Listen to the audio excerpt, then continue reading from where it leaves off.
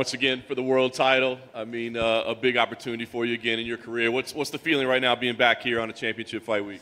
I just walked in here and I was like, fuck, there's a lot of you guys here. That's dope.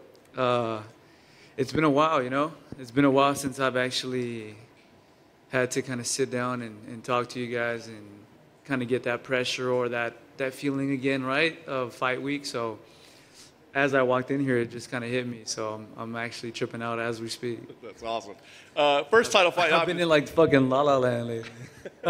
The first title fight obviously didn't go your way, but I mean, I'm imagining the value of that lesson and everything you learn. I mean, are there things that you take from that entire experience that you go, here's what we need to tweak this time around? Oh, yeah, 100%, man. I was just talking about that. I said I've changed everything about my life, down to the way I live, to the way I eat, to the way I train, the people who are in my corner. Everything is new and improved, right? Only thing you can do after a loss is see if you can get better. Can you pick yourself up?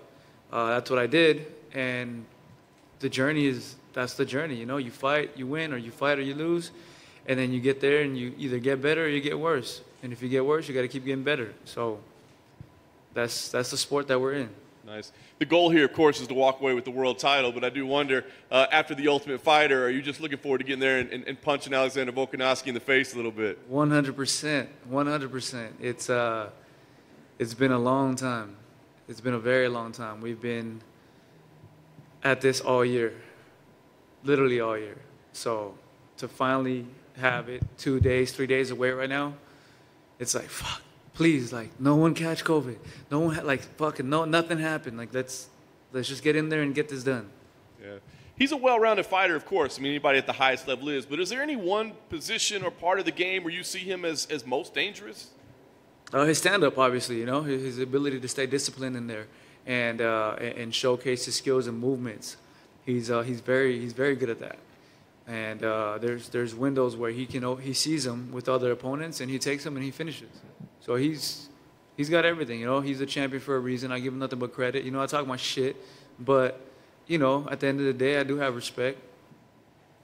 How about yourself? I mean, your striking is clearly well improved as well, but at the end of the day, I got to think that jiu-jitsu is still your bread and butter. I mean, do you still view yourself as, you know, I want to get it to that submission world and drown them there, or do you feel like you can win this on the feet? I'm getting to the point where I'm starting to get comfortable, legitly comfortable everywhere. Not just I can bang with you and I can take your hit, you know. I'm starting to play the chess game a lot better now, you know. And I said it before where I would go in there and I would just try to figure it out on the spot. Now I'm training, I'm learning skills. I'm finally, I feel like a beginner. As weird as it looks right now, me fighting for the belt, I feel like a beginner. And that's the scary part, because me feeling this way and what I'm doing with people at the gym and how I'm fighting, you guys seem to love it, and I seem to want to keep training and get better. So it's getting to the point where I want to be unstoppable everywhere, you know, and that's ultimately my goal, to where you say when you fight me, you're fucked on all angles, you know. Last thing for me, I mean, you're a beginner, but it is a lifelong journey. I mean, walking away from with a win here, a UFC title, can you put into words what it would mean for you?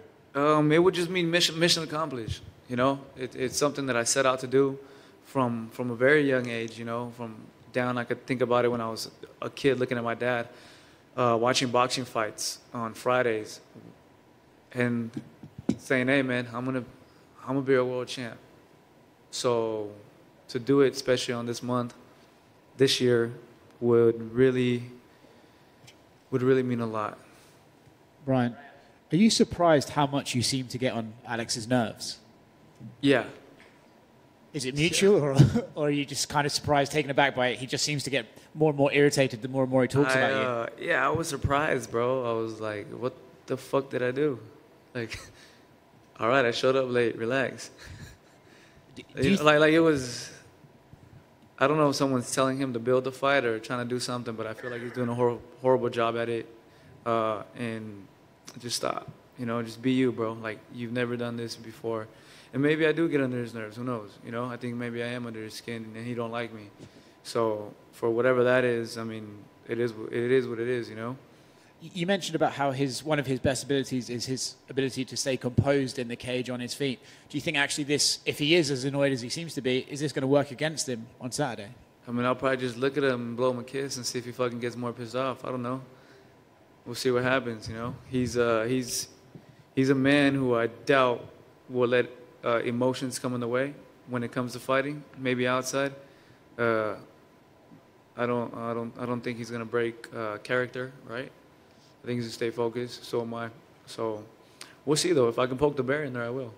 And this is one of those rare times in a fight where it's almost like everyone's in agreement who you're going to fight after this one. Max Holloway's still out there. You know, you had that great first fight. Is that the one you want? Should you win the title? I mean, I think that goes without saying, you know. He's, I said it, us three are going to be at the top for a bit, you know, and I don't see myself going nowhere, maybe other than another weight class, potentially, maybe in the future, right, as I get older. But as of right now, that's the fight to make, you know. Thanks, but I have to become successful. Hey, Brian, right here. Brian, you know, obviously before the layoff, you know, you're known for your jiu-jitsu and you were known for your hands. When we saw you against the zombie, just full, multifaceted striking attack.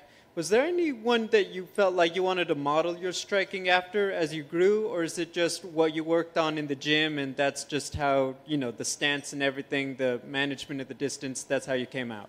No, there's definitely people who I look at, and I'll be honest with you, I have no idea who their names are. I follow pages on Instagram, right? And then you see like moves of the day or techniques of the day or fights or little things like that, and you go, hey, you know what? That doesn't seem too far-fetched. I can do that. And I'll go in there and I'll make it happen. I go, oh, shit, okay, like that works. Pick up things from watching. I'm a visual learner, you know? So whenever I see things or I see people, I follow people that I've trained with. I see what they're doing, you know, like Liam Batko, you know, Kevin Ross and stuff like that. Like I see these guys and I train with them and other people, and I just start picking things up, even from movies. Last time when you were going to fight Max Holloway, that year you obviously had so much going on. Your Modelo commercial aired all the time. You were getting shouted out by Robert Downey Jr. Now going into this one, do you feel like, how would you say like what you learned from that going into now the latest opportunity of having all that attention and now getting another shot at all of it again? I learned to I've learned to have the attention and be in that situations when it's time to, you know? When it's time to work, it's time to work. When it's time to have fun, it's time to have fun. And that's something that I didn't realize before. Before I would have fun and I would train, I didn't care, dude. I was at a club the week of the fight. You know, like I was partying. I was still having fun. I was like, well, as long as I'm not drinking and, you know, like, but I wasn't in the right state of mind, right? I was trying to do everything at once. That's kind of how I am. I try to just, you know, get everything solved. This time it's like, yo, I'm gonna chill. I'm gonna stay at home. And I even got a call actually, and I was gonna go to a club this Saturday. I was gonna go to a club, but then my girl was like, you better knock that shit off. I don't know where she's at, but I was like, you're right. Because I haven't done anything, right? And I was like, it's like the little things always hit, and I'm like, that. And I'm like, wait, no, you're right. And I texted everyone, I said, hey, bro, like, I'm gonna stay in. Like, I have to stay in. Otherwise, I was gonna be a badass club with the party and everything. Final question is a very important one. Do you miss your long hair? I do, man. It's coming back. Slowly but surely, you know. It's growing. I think it's braidable. We'll see if it's braidable for you guys. But I miss it. It's Ortega I was not digging him. His fight skills, yeah, but his fucking look, hell no. Got a fucking egghead. Brian, aquí atrás. Vas a pelear en el mes de la herencia hispana. Hay mucho entre los latinos peleando ahora.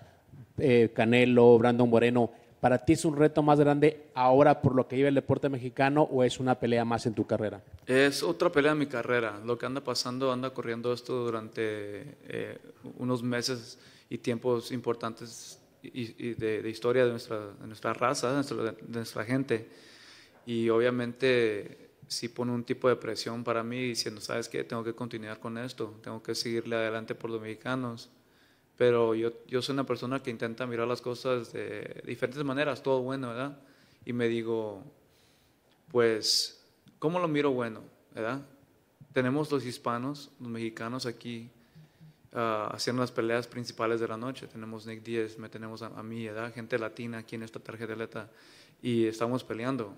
Y estamos representando a la raza, estamos siguiendo adelante. Y con eso yo creo que también la gente anda viendo, ¿verdad? Toda la raza y la gente hispana y latino están viendo todo eso. Y pues como dice Brandon Moreno, seguirle adelante, si se puede, cabrones. Ya lo dijiste en inglés, pero en español, las diferencias del Brian Ortega de antes al de ahora en esta pelea contra Volkanovski. La diferencia es que yo ya tengo un equipo nuevo, tengo una mente diferente en entrenamiento, tengo nuevas técnicas.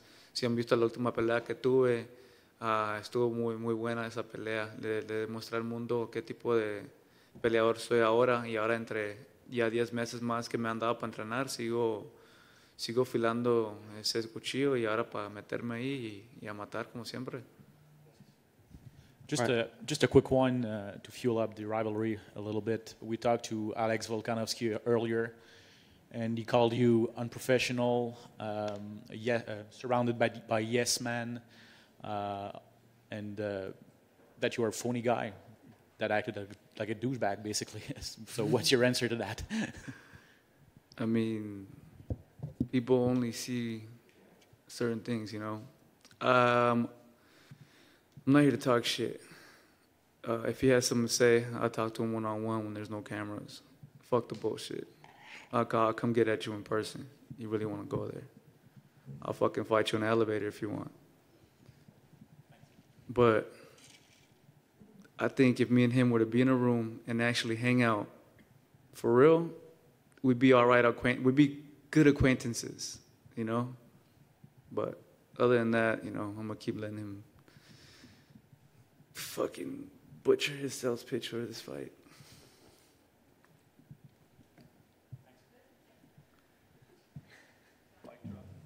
Yeah.